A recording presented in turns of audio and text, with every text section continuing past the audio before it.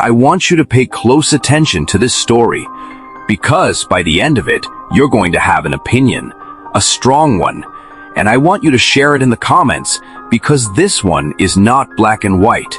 This is the story of Daniel and Sarah, married for 11 years, a love that looked perfect from the outside, and a secret that was quietly destroying everything from the inside. From the outside, Daniel and Sarah had everything, a home they had built together, 2 children who lit up every room, friends who called them relationship goals.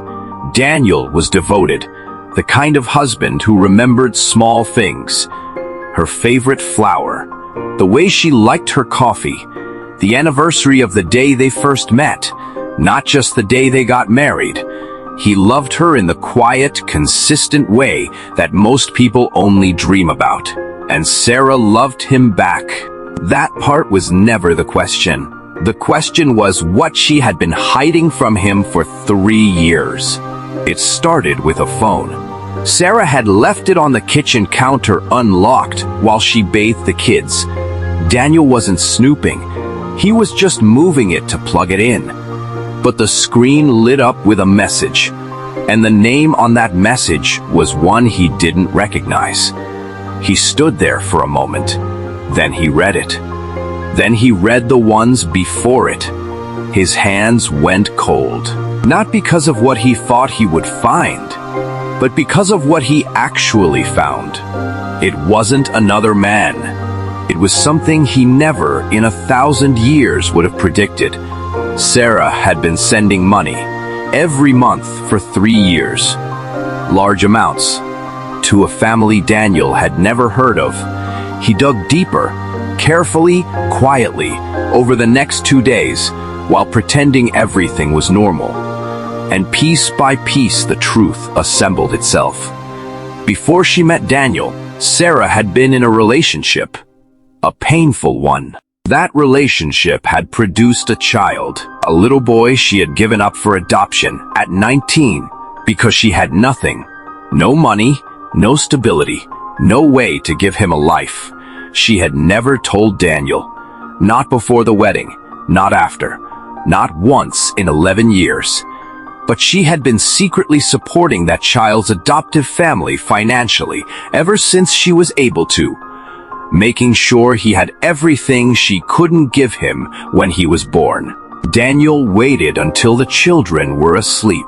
He sat across from Sarah at the kitchen table and placed the phone between them without a word.